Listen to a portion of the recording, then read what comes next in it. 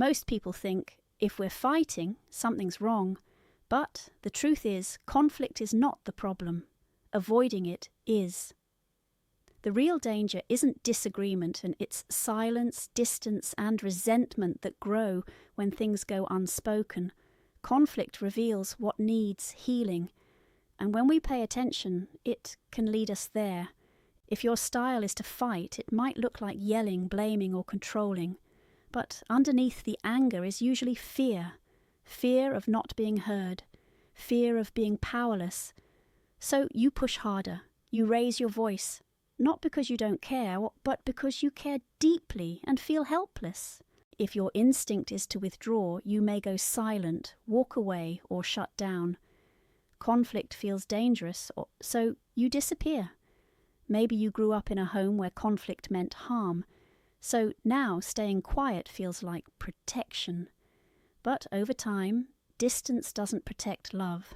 It starves it. Some people don't yell. They don't walk away. They just stop. They freeze, emotionally shut down. This isn't apathy. It's often rooted in trauma. When conflict feels overwhelming, the nervous system says, shut it all off. And so you go blank, even when you want to stay present. Most couples don't fight because they hate each other. They fight because they protect themselves differently. One person raises their voice to feel seen. The other shuts down to feel safe. And both walk away feeling misunderstood. Why won't you talk to me? Why do you always walk away? To the fighter, silence feels like abandonment, like their pain doesn't matter. So they push harder. They raise the volume, but their intensity only pushes the other person further away. Why are you yelling? Why do you always get so angry? To the withdrawer, anger feels unsafe. It feels like being attacked, even if it's not physical. So they shut down.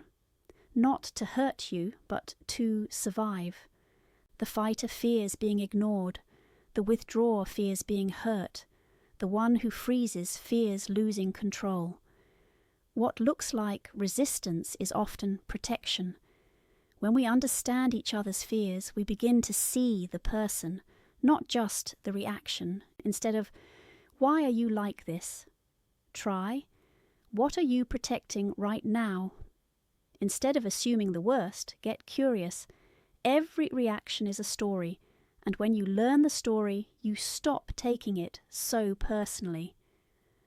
Understanding your partner's style doesn't mean it's okay to yell or okay to shut down, but it helps you stop attacking the person and start addressing the pattern. I see why you do this, and I also want something different. That's how change begins. If you're the one who fights, practice pausing before speaking. If you tend to withdraw, practice staying in the room even when it's hard. If you freeze, practice naming what you feel, even if it's messy. Change doesn't mean becoming someone else. It means becoming safer to love. Every conflict is a crossroad. You can keep repeating the same dance, or you can choose a new step. Connection isn't built by avoiding conflict, but by walking through it together with gentleness and truth. If you recognize yourself in these patterns, it doesn't mean you've failed. It means you're becoming aware. Awareness is the beginning of change. You can't heal what you don't see, but once you see it, you get to choose again. Conflict isn't a sign of failure. It's a door to deeper honesty, clearer boundaries, and greater understanding.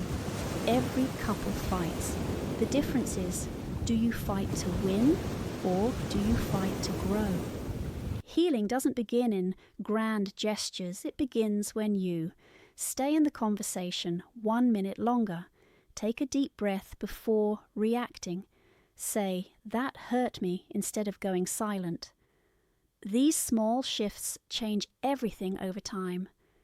Thank you for joining me in episode 12. Today, we explored how different conflict styles shape our marriage and how awareness leads to change. In episode 13, we'll talk about trust, how it's built, how it's broken, and how it can be restored. Until then, keep showing up, even when it's hard. And remember, your pattern is not your destiny.